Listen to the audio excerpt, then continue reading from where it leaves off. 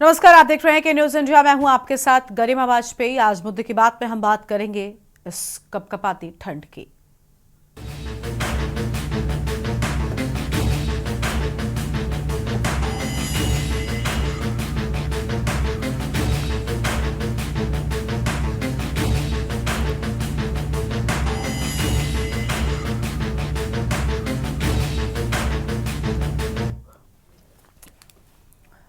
सोमवार को सप्ताह की शुरुआत कड़ाके की ठंड और घने कोहरे के साथ हुई है। पछुआ हवाओं के चलने से देर रात से बढ़ना शुरू हुई हाड़ कपाती गलन और ठंड लगातार इंसानों सहित बेजुबानों की मुश्किलें बढ़ा रही है। आज यूपी के लगभग सभी जिलों में कोहरे की घनी चादर छाई रहने से ठंड और अधिक मारक साबित होती रही। प्रदेश में अब तक ठंड से 12 जाने जा चुकी हैं। सबसे अधिक 6 मौतें हमीरपुर में हुई हैं, जबकि प्रयागराज जिले में 3 और भदोही, बरेली व महोबा जिलों में एक मौत होने का दावा किया जा रहा है। हालांकि प्रशासनिक अधिकारियों ने इनमें से किसी की भी ठंड से मौत होने की पुष्टि नहीं की है। और हालांकि लोगों को ठंड से बचाव के साधन उपलब्ध कराने के प्रशासनिक दावे किए जा रहे हैं। इसके बाद भी राजधानी लखनऊ सहित अन्य जिलों में लोग लगभग एक जैसी समस्याओं से जूझते दिखाई दे रहे हैं। लखनऊ, आगरा, कानपुर, हरदोई, रायबरेली, बुलंदशहर व बाराबंकी जिलों में के न्यूज टीम ने सड़कों पर निकलकर ठंड और कोहरे से होने वाली परेशानियों की हकीकत परखी है। कोहरा गहराने से तड़के से ही सड़कों पर सामने कुछ दिखाई न देने से वाहन चालकों को आवाजाही करने में परेशानियां हो रही हैं। मौसम विभाग ने पहले ही सोमवार के लिए 30 जिलों में ठंड के बढ़ने और शीतलहर का अलर्ट जारी किया था। इसी तरह से 35 जिलों में घने कोहरे की चेतावनी भी जारी की गई थी, जो आज पूरी तरह साकार होते दिखाई दी है। मौसम वैज्ञानिकों का यह मानना है कि अरब सागर से आ रही नमी से राजधानी लखनऊ सहित समूचे यूपी में बादलों की आवाजाही कायम रहेगी और अधिकांश स्थानों पर सूर्य के दर्शन नहीं हो सकते हैं। यही नहीं, नए पश्चिमी विक्षोभ के सक्रिय होने और अरब सागर से आ रही नमी की वजह से समूचे राज्य के मौसम में बड़ा बदलाव भी आ सकता है, जिससे ठंड बढ़ने के साथ कहीं कहीं हल्की से तेज बारिश भी हो सकती है। प्रदेश के बुंदेलखंड, तराई और दक्षिणी इलाके में घना कोहरा लोगों की परेशानी बढ़ाकर फसलों को भी नुकसान पहुंचा सकता है। हालांकि मौसम विभाग ने रविवार को इटावा जिले को सबसे ठंडा बताते हुए न्यूनतम तापमान 5.5 डिग्री बताया, लेकिन बुलंदशहर के लोग इससे कम तापमान रहने का दावा कर रहे हैं। आज इसी तरह हम अलग अलग जगहों से अपडेट लेंगे, बढ़ती ठंड को लेकर जानकारी हासिल करेंगे। हमारे साथ में हमारे संवाददाता जुड़ रहे हैं। अनिकेत तिवारी लखनऊ से हैं, राहुल त्रिपाठी बाराबंकी, अजेंद्र चौहान आगरा, सुरेश सविता कानपुर, केशवानंद रायबरेली से और अनिल मीणा बुलंदशहर, अंबुज मिश्रा हरदोई से हमारे साथ में जुड़ रहे हैं। सबसे पहले अनिकेत का रुख कर लेते हैं लखनऊ से। अनिकेत, लखनऊ में लगातार बढ़ रही ठंड लोगों की मुसीबतें बढ़ा रही हैं। आज तो कोहरे ने भी दस्तक दे दी और इसी के चलते सड़कों पर वाहनों की रफ्तार पर बड़ा ब्रेक लगा है।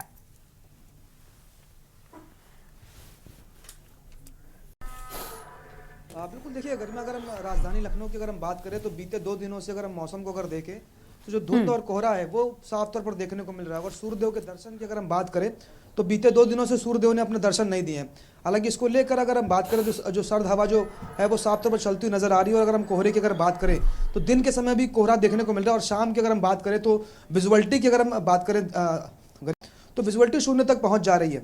और हालांकि शनिवार के दिन देखने को मिला था कि जो होटल अवध क्लार्क है वहाँ पर एक एक्सीडेंट होते हुए बचा। और ऐसे ही तमाम जो हादसे हैं वो कहीं ना कहीं वो दस्तक देते हैं ऐसे बदलते मौसम में। तो ज़रूर अगर बात करें प्रशासन की, तो प्रशासन लोगों से ये अपील कर रहा है कि अगर आवश्यक नहीं है तो रात्रि के समय घर से निकलने से आप बचें। और अगर आप आवश्यकता पड़ रही है, अगर निकल भी रहे तो ये ज़रूर आप ध्यान रखें कि आपकी गाड़ी की जो स्पीड है वो नियंत्रित रहे, ताकि जो दुर्घटना है वो होने से बचे। इसके साथ ही गाड़ी की जो डिपर है उसको जलाने की जो बात है वो लगातार प्रशासन की तरफ से की जा रही, लोगों से अपील की जा रही है। और अगर आप बात करें जो व्यवस्थाएं तमाम जो की जानी है ठंड के मौसम से बचाव के लिए, क्योंकि अगर बात करें तो बड़ी संख्या में लोगों को आवाजाही भी बनी रहती है।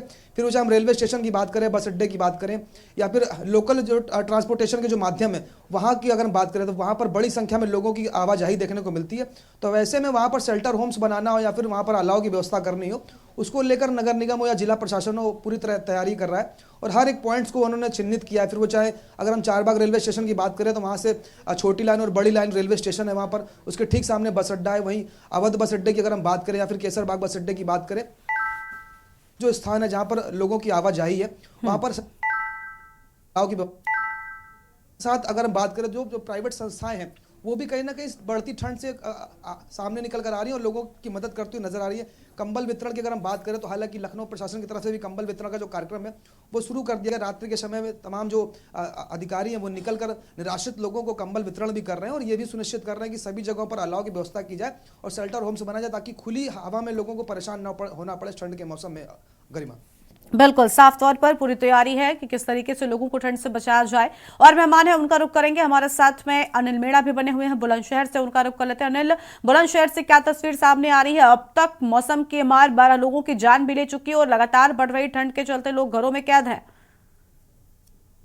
बिल्कुल, जनपद अगर बुलंदशहर की बात करते हैं, जनपद बुलंदशहर में लगातार सर्दी का प्रकोप बढ़ता हुआ जा रहा है। अगर बात की जाए प्रशासन की तरफ से व्यवस्थाएं जो अगर 22 रेन बसेरे बनाए गए और 236 अलाई के पॉइंट बनाए गए, लेकिन अगर बात किया जाए अगर आज सुबह ही अगर बात की जाए करीब आधा घंटे पहले जनपद बुलंदशहर में बूंदाबांदी हुई है और बूंदाबांदी होने से कहीं ना कहीं शीतलहर पूरी तरह से बुलंदशहर में शुरू है। और बात की जाए किसानों की, तो किसानों के माथे पर कहीं ना कहीं चिंता की लकीरें आ गई है। अगर आलू के किसानों की अगर बात करें तो किसानों का कहना है कि जिस तरह से जो सुबह से वो स्प्रे कर रहे थे, जो इससे कोहरे से और सर्दी से बचने के लिए लगातार, क्योंकि आलू में स्प्रे की जाती है और स्प्रे की जाए तो वो जो स्प्रे की गई थी तो उसको लेकर कहीं ना कहीं किसानों में चिंता है, क्योंकि स्प्रे काफी पैसे से महंगी दवाएं मिलती हैं और वो पूरी तरह से बरसात होने से पूरी तरह से दवा धुल गई है। और देखिए मेरे साथ एक किसान मौजूद है, हम इनसे जानकारी लेते हैं। ये भी आलू के किसान है और इनसे पूछते हैं कि किस तरह से क्या नाम है? मेरा नाम कोमल सिंह। ठीक है। अच्छा, आप देखा जा रहा है, अब ये खेतों पे आप लोग स्प्रे कर रहे थे तो कैसा नुकसान है उससे? स्प्रे बारिश हुई है, धुल गई तो वो खत्म हुई उस स्प्रे में, और जो दवा घुली हुई है वो बेकार हुई। अच्छा, देखा जा रहा है अभी भी अभी मौसम खराब है, बारिश हो सकती है तो कहीं ना कहीं नुकसान है आलू और लहटे में। हमें बहुत नुकसान, काफी नुकसान। देखिए अगर ये मेरे साथ आलू के किसान है, इनका कहना ये है कि जो स्प्रे की थी वो तो बेकार हो चुकी, लेकिन जो इनकी घुली हुई दवा रखी है वो भी बेकार होने के कारण है, क्योंकि अभी आसमान के घने बादल छाए हुए हैं और तेज हवा चल रही है। हवा के साथ साथ अगर बात की जाए तो इनके लिए ये सबसे ज्यादा ये डर सता रहा है कि कहीं आलू की फसल बर्बाद ना हो जाए, क्योंकि देखा जा रहा है कि मौसम विभाग ने पहले ही अलर्ट जारी कर दिया था कि पश्चिमी उत्तर प्रदेश में बरसात होने की कई जिलों में संभावना है। तो देखा जा रहा है जिस तरह से मौसम विभाग ने जो अलर्ट किया था तो उसको लेकर कहीं ना कहीं बात करें तो जिस तरह से आधा घंटे पहले अगर बरसात हुई है तो उससे कहीं ना कहीं किसानों में नुकसान है। और सर्दी की अगर बात करें, जिस तरह से शीतलहर चल रही है, और अगर बात की जाए ग्रामीण क्षेत्रों की, तो ग्रामीण क्षेत्रों में कहीं ना कहीं अभी भी देखा जा रहा है बहुत बड़ी लापरवाही सामने आ रही है प्रशासन की तरफ से, क्योंकि प्रशासन ने जो बीडीओ है और सेक्रेटरी है उनके लिए ऐसे सख्त निर्देश नहीं दिए हैं जो ग्रामीण लोगों के लिए कहीं ना कहीं अलाव की व्यवस्था करें या कहीं उन्हें बचने के लिए कहीं ना कोई ऐसी व्यवस्था जिससे वो अपने आप को सर्दी से बचा सके। ग्रामीण खुद ही अपने आप अलाव लगा के या चाय की दुकानों पर पहुंचकर इस सर्दी को भगाने की कोशिश कर रहे हैं, क्योंकि देखा जा रहा है लगातार अगर बात की जाए डॉक्टरों ने भी कह दिया है कि किसानों को बिल्कुल कई तरह की समस्याएं लोगों के सामने आ रही हैं। शुक्रिया आपका अनिल, हमारे साथ जुड़ने के लिए। अनिकेत, आपका भी शुक्रिया हमारे साथ जुड़ने के लिए और अहम जानकारी के न्यूज इंडिया के साथ में साझा करने के लिए। और समाचारों का रुख करेंगे, उससे अपने कार्यक्रम का रुख कर लेते हैं। खास मेहमान हमारे साथ में लगातार बने हुए हैं और अजेंद्र चौहान अभी हमारे साथ में फिलहाल नहीं है। हम केशवानंद शुक्ला का रुख करेंगे, रायबरेली से हमारे साथ में जुड़े हुए हैं। केशवानंद, रायबरेली में लगातार ठंड बढ़ रही है और हमने देखा कि लोग कपकपाते हुए नजर आए हैं और बढ़ते कोहरे के चलते फिलहाल घरों में भी कैद हो गए।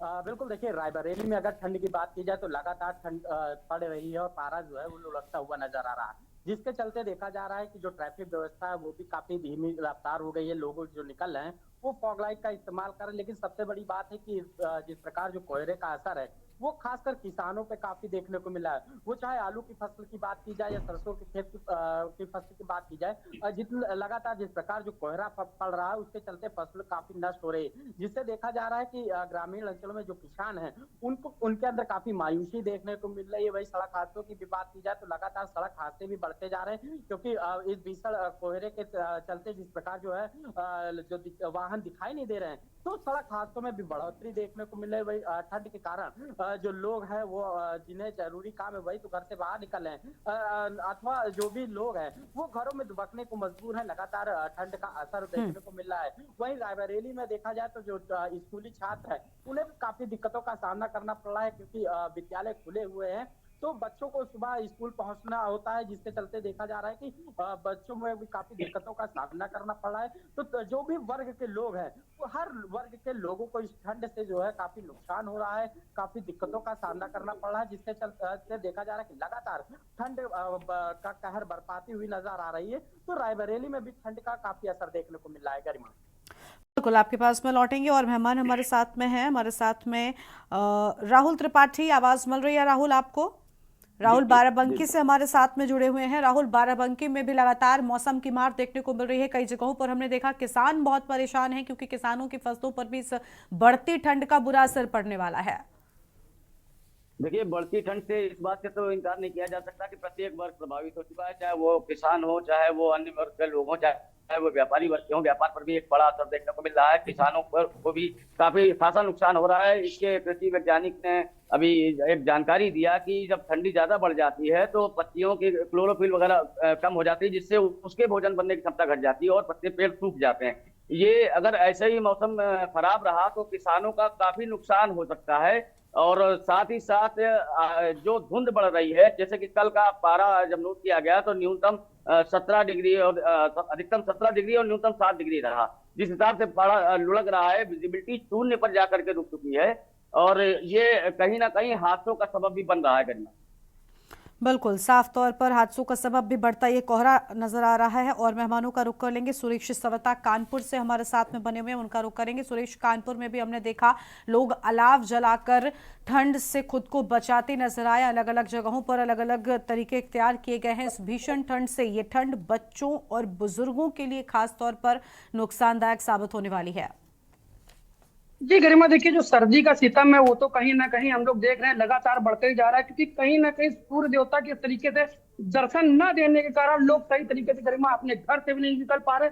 अगर हम लोग बात करें बुजुर्गों और बच्चों को, तो इस समय सबसे ज्यादा ध्यान उन्हीं का रखने वाला है, क्योंकि अब हॉस्पिटलों में लंबी लंबी लाइन लगनी चालू हो गई है। ब्रेन स्ट्रोक के जो मरीज है वो बढ़ने लगे, हृदय रोग की जो मरीज है गरिमा वो बढ़ने लगे। अगर हम लोग बात करें डेली रूटीन यात्रा करने वाले गरिमा यात्रियों की, तो उनमें भी बहुत ज्यादा दिक्कतों का सामना करना पड़ रहा है, क्योंकि लोग सही समय पर नहीं अपने काम पर पहुंच पा रहे हैं, नहीं सही समय पर अपने स्थान पर पहुंच पा रहे हैं। कानपुर सेंट्रल से अगर हम लोग बात करें ट्रेनों की, तो ट्रेनें लगभग 14-14, 16-16, 12-12 घंटे लगातार लेट हो रही है। कुछ ट्रेनें ऐसी भी हैं जो रद्द भी की जा रही है गरिमा। अगर हम लोग बात करें वही रोडवेज बसों की, तो गरिमा रोडवेजों का इस समय ये हाल है कि कोहरे की वजह से कई ऐसी गाड़ियां जो एक्सीडेंट का शिकार हो रही है, उसको देखते हुए परिवहन विभाग ने चेतावनी जारी कर दी है। लोगों को आदेश दिए कि अपनी जो भारी वाहन है, बड़ी गाड़ियां हैं, छोटी गाड़ियां हैं, उन पर रेडियम लगाए, ताकि रिफ्लेक्शन के कारण जो एक्सीडेंट के मामले हैं वो गरिमा कम हो। तो जो सर्दी का सितम है वो लगातार बढ़ रहा है गरिमा, लेकिन लोगों को राहत की चैन लेने को नहीं मिले, क्योंकि जिला प्रशासन और नगर निगम कहीं ना कहीं हिलावाली भी देखी जा रही है। अभी भी गरिमा कई एक ऐसे चौराहे जहां पर अलाव की व्यवस्था नहीं की जा रही है, लोग ठंड से ठिठुर रहे हैं। कई ऐसे चिन्हित चौराहे जहां पर अलाव की व्यवस्था कराई गई है, वहां पर सही और सटीक समय से लकड़ियां नहीं पहुंच पा रही गरिमा। लकड़ियों का जो हाल है वो पूरी तरीके से बेहाल है, क्योंकि लकड़ियां गीली पहुंच रही है और लोग आग का आनंद गरिमा नहीं ले पा रहे। तो अब देखने वाली बात ये होगी कि प्रशासन ने जो रैन बसेरों की व्यवस्था की थी, जो बड़े बड़े दावे किए थे, वो कितने सही और सटीक साबित होंगे, ये गरिमा देखने वाली बात होगी। जी बहुत शुक्रिया सुरेश आपका हमारे साथ जुड़ने के लिए और अहम जानकारी साझा करने के लिए। राहुल त्रिपाठी बाराबंकी से आपका भी बहुत शुक्रिया हमारे साथ जुड़ने के लिए और अहम जानकारी के न्यूज इंडिया के दर्शकों के साथ में साझा करने के लिए। अंबुज मिश्रा का अब रुख करेंगे, हरदोई से हमारे साथ में जुड़े हुए हैं। उनसे जानते हैं कि आखिर हरदोई में किसान किस तरीके से परेशान है। किसानों पर तो मौसम की मार पड़ी रही है, लेकिन साथ ही साथ आपको बता दें कि जो आम व्यक्ति हैं, क्योंकि रेल सेवाएं भी प्रभावित हैं, यातायात प्रभावित है, हवाई सेवाएं भी प्रभावित हैं, तो इन सब सेवाओं के प्रभावित होने से भी आम व्यक्तियों को कई तरह की परेशानियों का सामना अंबुज करना पड़ रहा है। हरदोई से क्या अपडेट है आपके पास में? बिल्कुल गरिमा, बताना चाहूंगा हरदोई जनपद में जिस तरीके से सर्दी के प्रकोप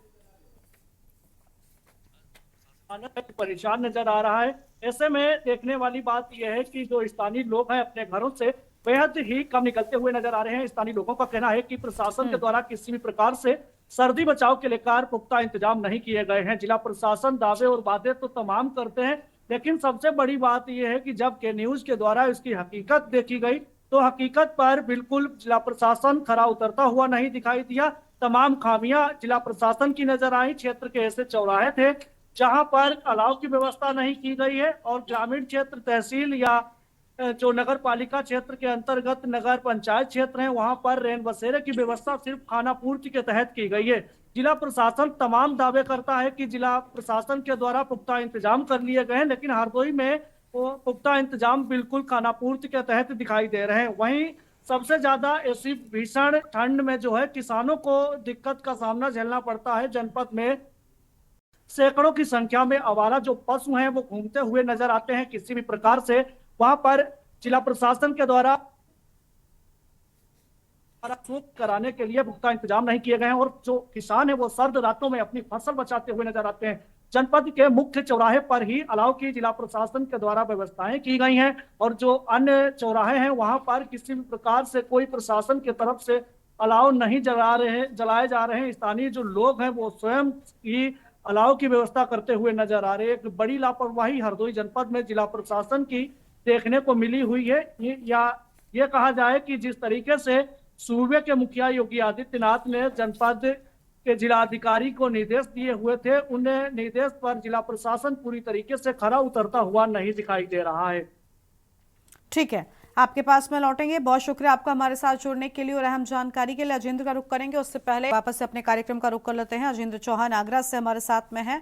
अजेंद्र, आगरा में भी लगातार ठंड बढ़ रही है, खासतौर पर आगरा पहुंचे पर्यटकों को निराशा हाथ लग रही है क्योंकि बढ़ती ठंड और बढ़ते कोहरे के चलते जो लोग ताज का दीदार करने के लिए आगरा पहुंच रहे हैं उन्हें भी निराशा हाथ लग रही है। देखिए गरिमा, बिल्कुल ठंड का असर यहाँ देखने के लिए दिख रहा है क्योंकि आगरा की अगर हम बात करें तो हिस्टोरिकल पैलेस का पूरा हब है। यहाँ पर तमाम हिस्टोरिकल पैलेस हैं, विश्व धरोहर ताजमहल है, फतेहपुर सीकरी है जो कि आगरा से थोड़ी दूर पड़ती है, जिले आगरा में ही है। तो यहाँ पर जो ताजमहल देखने वाले जो लोग हैं, जो पर्यटक सुबह आते हैं, जो सुबह के समय गर्मा आते हैं, उनको यहाँ ताजमहल मेहता बाग से दिखाई नहीं दे रहा है। वहीं अगर हम बात कर लेते हैं फतेहपुर सीकरी की तो तकरीबन 35 से 35 किलोमीटर आगरा मुख्यालय से यहाँ इसकी दूरी पड़ती है। तो घने कोहरे के चलते जो टूरिस्ट है वो वहां जाने में कहीं ना कहीं झिझकता है, उसको लगता है कि यहाँ इतना कोहरे के में किस तरह से जाएंगे, तो टूरिस्ट कम होता जा रहा है। हालांकि ये सर्दी का जो मौसम है, ये ताजमहल पर आने वाले जो पर्यटक हैं, ये 3 से 4 महीने का पीक सीजन रहता है यहाँ पर और यहाँ के जो लोगों को एक बड़ा रोजगार भी मिलता है। ताजमहल देखने के लिए तमाम भीड़ आती है। सड़कों पर यहाँ दूसरी ओर सड़कों पर की अगर बात कर लें तो जैसी 12 बजे तक तो यहाँ सड़कों पर बिल्कुल सन्नाटा रहता है और फिलहाल आज के दिन कोहरा नहीं है, लेकिन दिल्ली की बात करें तो 10 डिग्री टेम्परेचर से भी नीचे यहाँ का तापमान था और भारी सर्दी थी। अलाव की कुछ जगह पर व्यवस्था की गई है गर्मा, कुछ जगह पर व्यवस्था नहीं है।